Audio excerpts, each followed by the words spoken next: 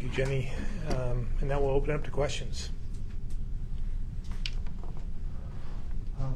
Governor, if I do my arithmetic right, $153 a night is $4,590 a month.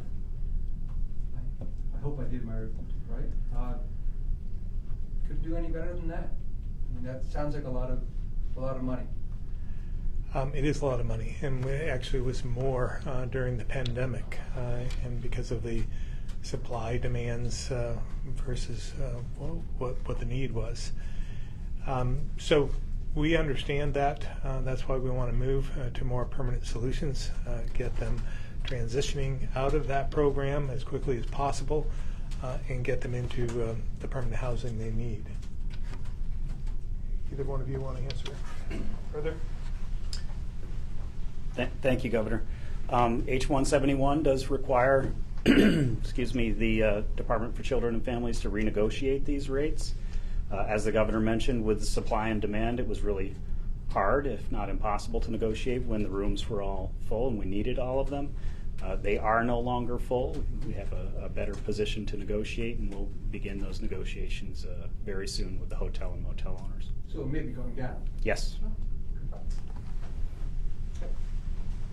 Governor, you talk about the need to have our housing market right now firing on all cylinders. With all of these policy changes, especially with some of the zoning reforms and duplexing by right, I'm wondering how far some of that will go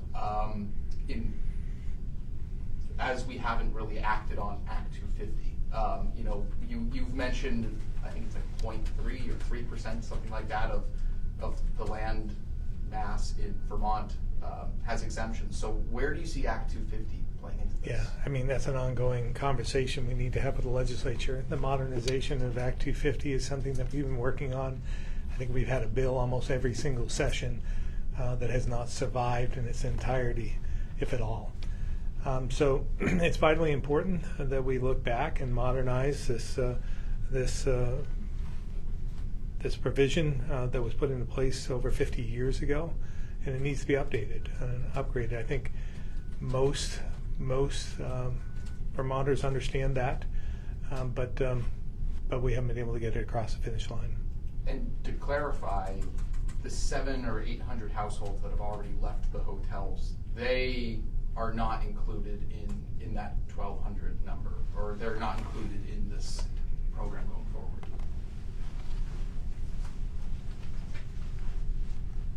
That's correct. The folks who were exited on June 1st are not counted in those 1,214 households. They are not counted going forward. They may still be eligible in other ways, and I think a number of those households are applying to see if they do qualify under one of the other categories. Do we have a sense as to, with those reapplications, how many have gotten accepted again? Or I don't know that off the top of my head, but that's something we could find out for you.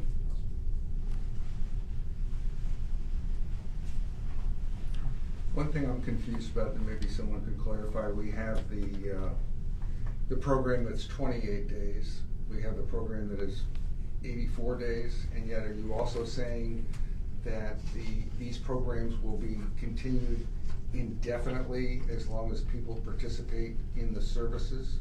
Is that what the message is? We still will have a general assistance program, yes. Commissioner Winters can speak to this in more detail. I think what the legislature did in H-171 is they put a marker in the sand. They said, for those who are in the pandemic era hotel program, which ends on June 30th, they are eligible under Act 171 to the new provisions. In addition to that, we've reset the GA housing program, which is Vermont's safety net program for those individuals who are experiencing homelessness. That will be running in the background. In addition, so there will be two populations. One population is the one that's been clearly identified, and we'll know exactly what that number is on July 1st. And then the second population are those who will be entering homelessness on an ongoing basis, and it gets us back to our pre-pandemic program.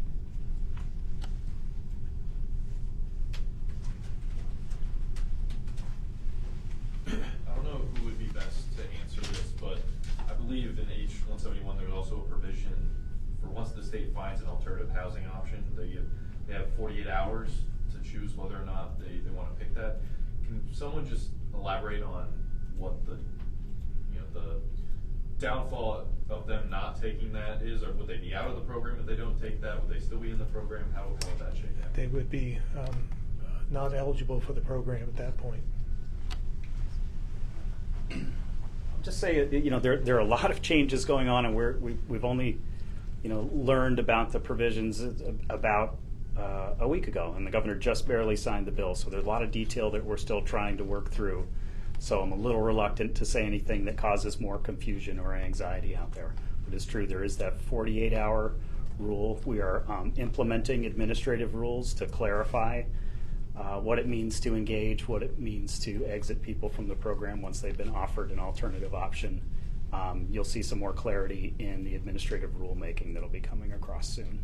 Is there any, I know you say it's fluid obviously, but is there any kind of regional part of this? So say if someone is in a motel in Barrie and they're from Barrie, will it be in central Vermont, or could they be found an option in Rutland or something like that? Or is there any rules to that? I'm not sure that that's addressed in the rules. I would just say as a general principle, we're trying to help people into permanent options that work best for them. So I think we would take regional considerations into account. We do our best if they had a preference. But ultimately, I don't think alternative housing option is really defined in that way. It doesn't have to be, within a certain number of miles or anything like that. We will be looking statewide, but hoping to accommodate the needs of the person to make them successful in a permanent housing transition. Thanks. And did I understand you to say that you'll be filing some emergency rules to move up the implementation date of some of the zoning changes? Did I hear that correctly? That was part of the H-171. It was. Yeah. Okay. So essentially the signing of the legislation moves up that implementation date from December 24 to July 1st, literally in 4 days. So giving folks more options to build the housing we need in our communities, and it accelerates that process quite a bit.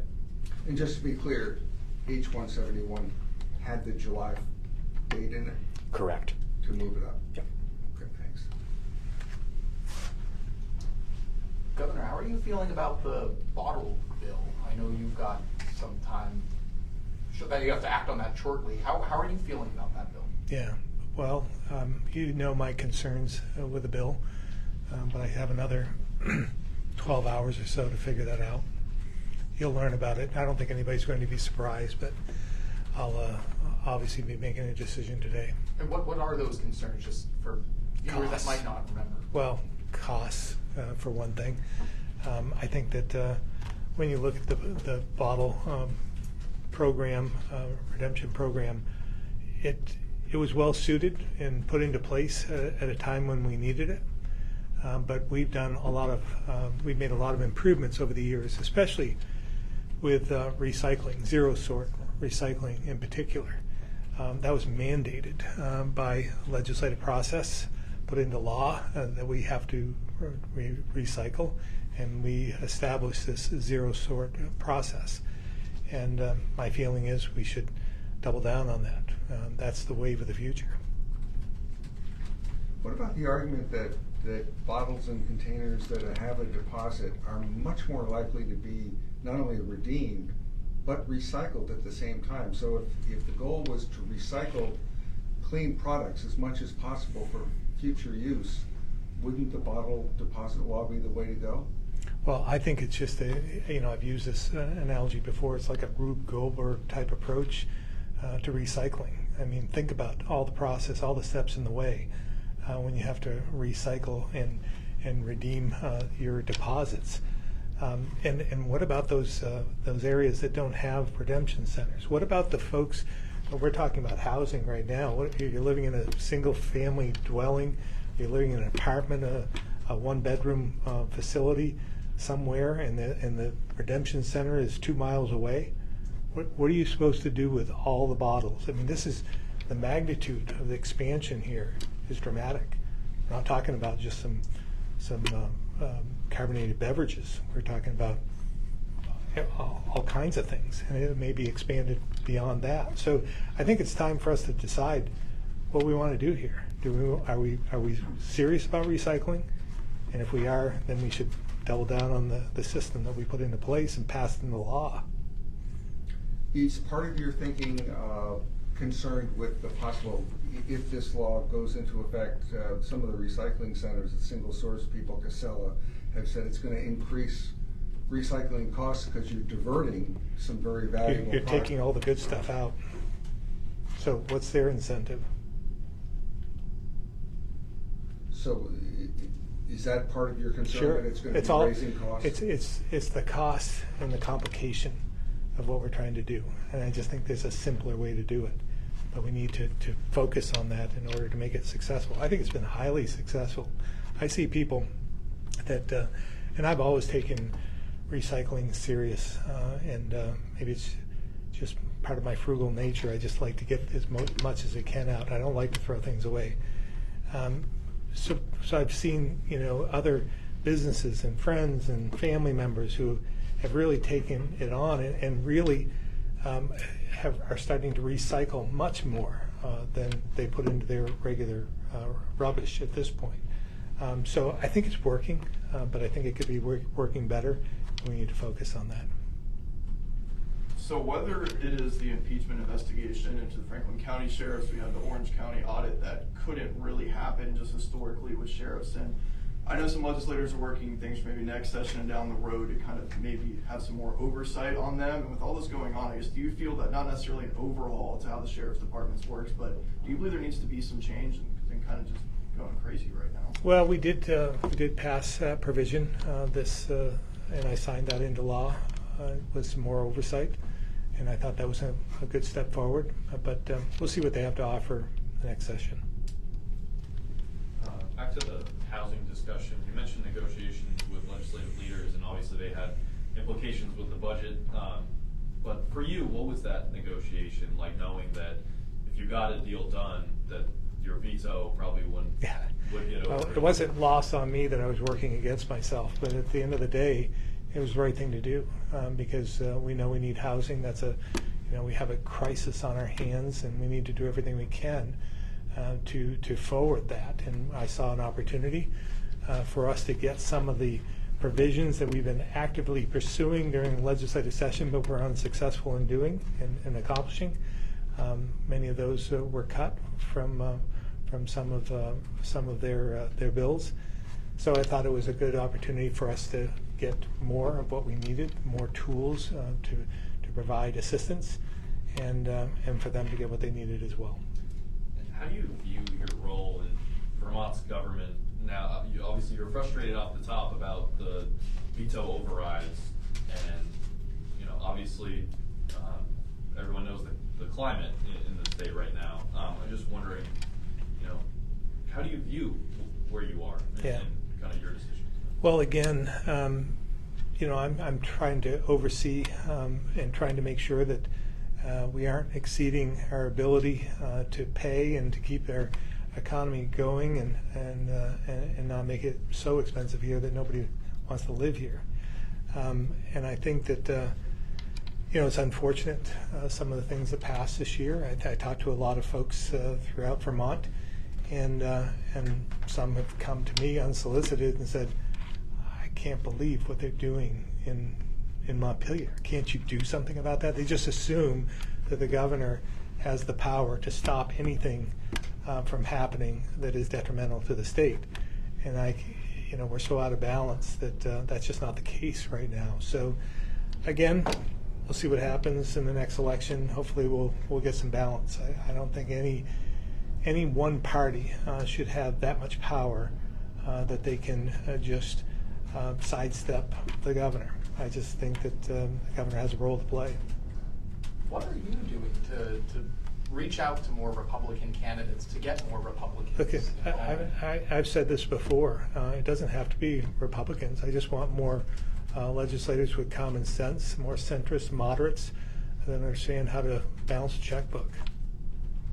You know, you've said several times that the fact that Democrats have a supermajority in the legislature and voters decided to elect a Republican governor was sort of a balancing, power balance. Do you think that's the case, or is it a little outlined? Yeah, I don't know if they did that knowingly. I don't know if they went in and said, geez, you know, we ought to have a Republican governor, and we need all these legislators who are left of center to come in and make sure that we get what we need in the end.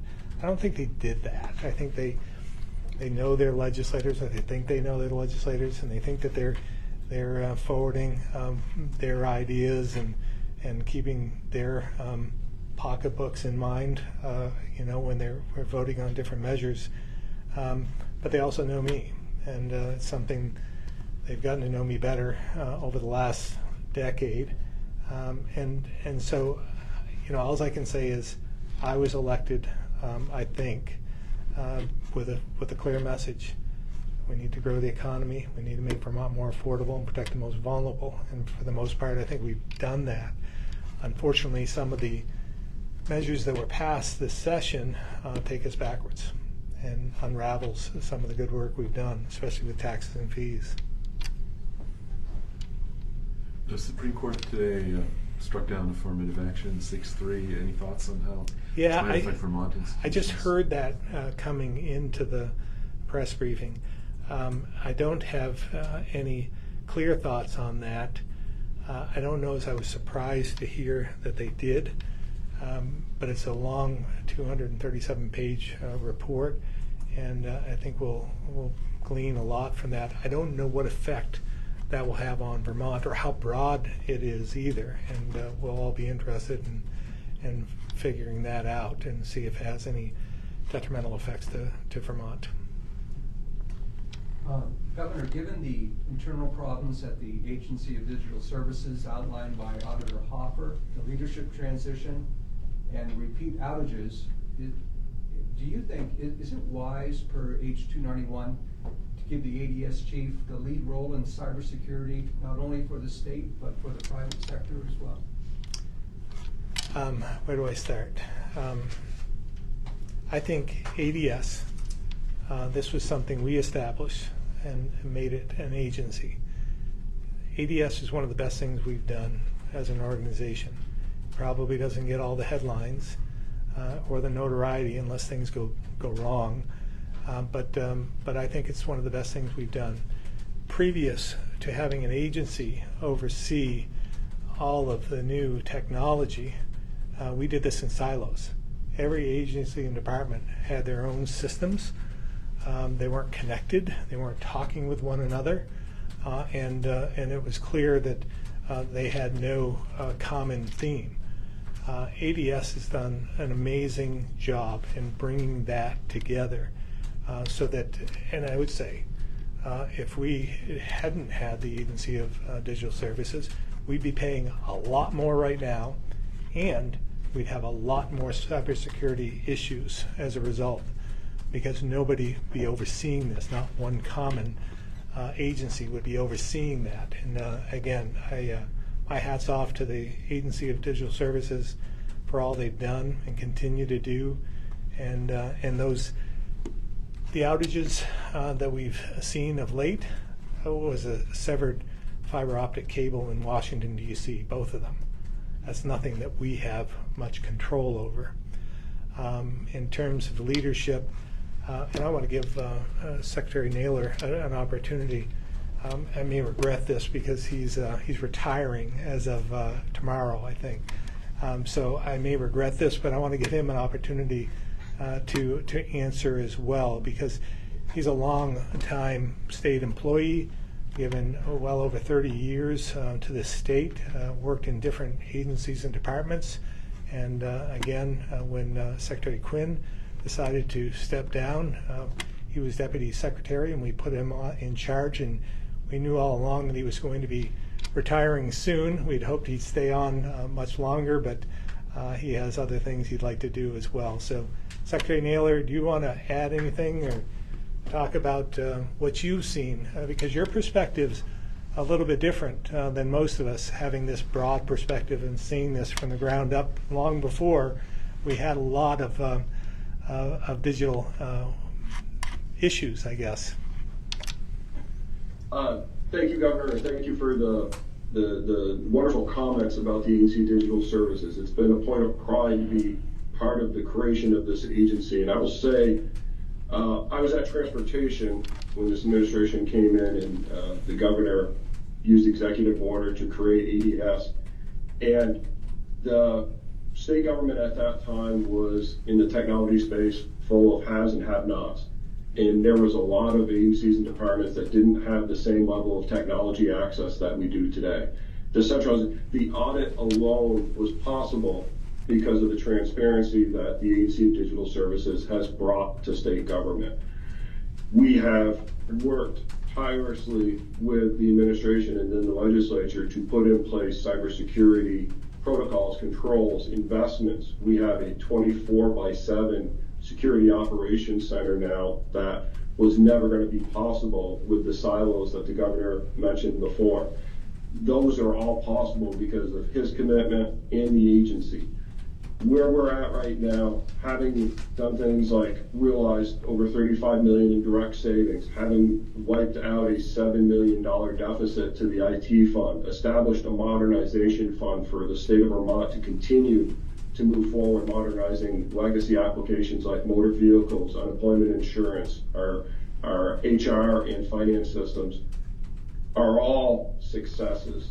And when we look at what the auditor focused on, and I want to just kind of help clarify here, there was performance measures were key to their recommendations. Those performance measures were not performance measures related to the Agency of Digital Services. Those were not performance measures that were related to the actual project or the technology. They were, how does the result yield positive outcomes for Vermonters? We're starting now to measure things like this technology will reduce processing time by 10% or things like that. And where we need, and I've got to give the auditor and his office credit, these were insightful things about allowing us to mature and continue this vision that the governor had for how technology could be better done in the state of Vermont.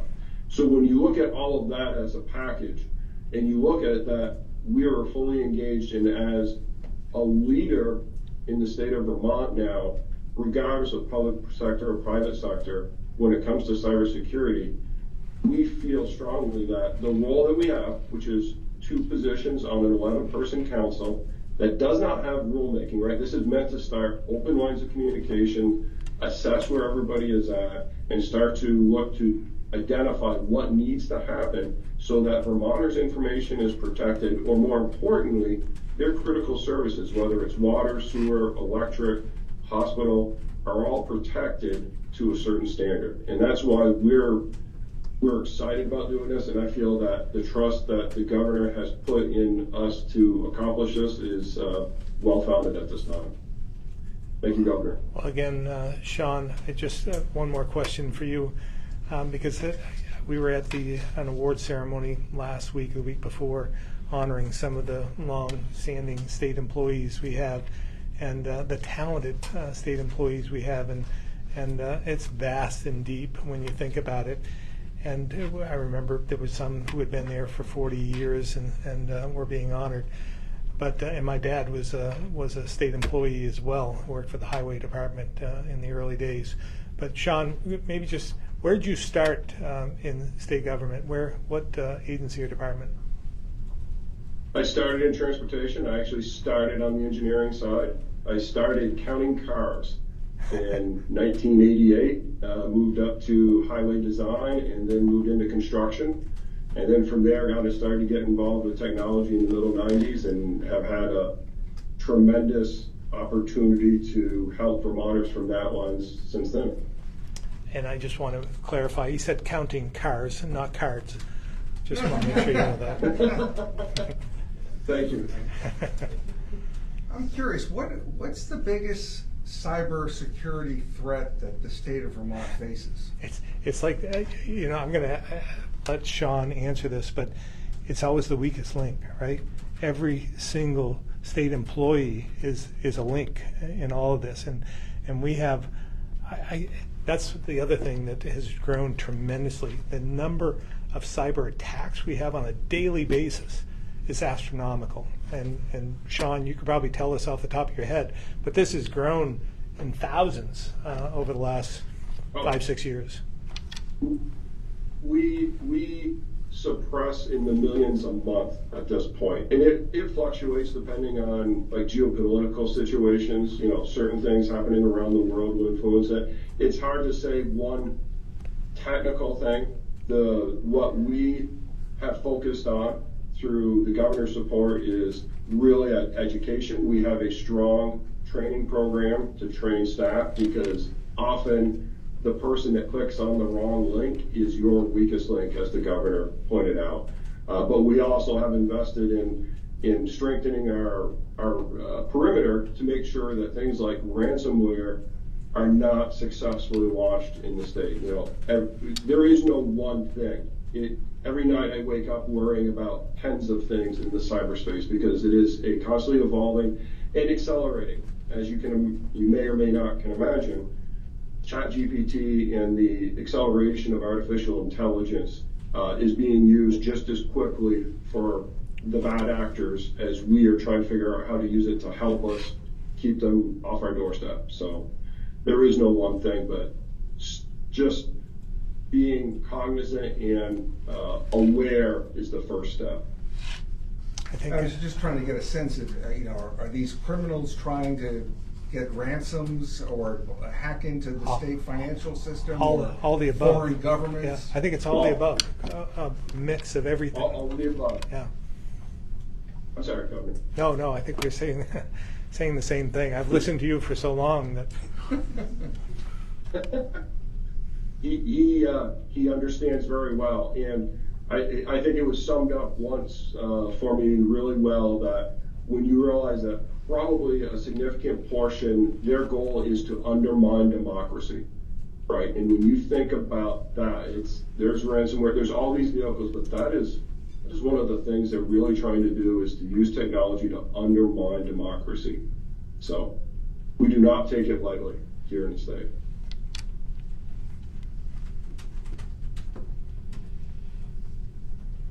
No other questions about cybersecurity? I might just see, I think we only have one reporter on the phone, but Tim McQuiston from Vermont Business Magazine has a question. I'll give him a chance now. Hi, Governor. The revenue report came out, and it was, again, disappointing, especially the personal income tax. And I know that you don't like to speculate, but you have to have contingency plans, I'm sure. Like, I remember Governor Shumlin having to just, I think in August, it's a couple of months after the budget had been enacted, had to cut across the board because of there wasn't enough revenue to meet the spending. Do you have a contingency plan if things, continue on this track? Yeah, I mean, we'll be meeting with the emergency board and talking about what we're seeing in the future. We did have the economists on I think it was last summer, before the session started, and they had warned that they were concerned about revenue projections, and things were going so well here in the state of Vermont that many people think it's never going to end. Well, I've been through a couple of these, and they do end, and they end quickly.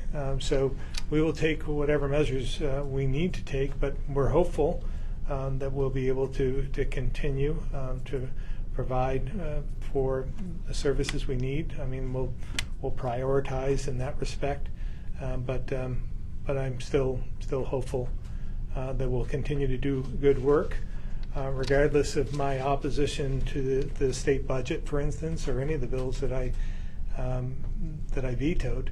Now they're law, and we'll adhere to them, and we'll do the best we can to make sure that Vermont is as competitive as possible and continues to bring people into this state and tries to attract businesses to come here, and so that we don't suffer, so that Vermonters don't suffer. But again, I've been concerned about those economic storm clouds that I say are on the horizon, and we're starting to see them with the revenue reports. All right, thank you very much. Thank you. Last call. Thank you all very much. Thank you. Thanks very much, Fred. Yeah. Nice. First nice time see to you. one No, of the these, second huh? time we met in Rutland. Oh, yeah, about that's a right, year ago. that's right. Yeah.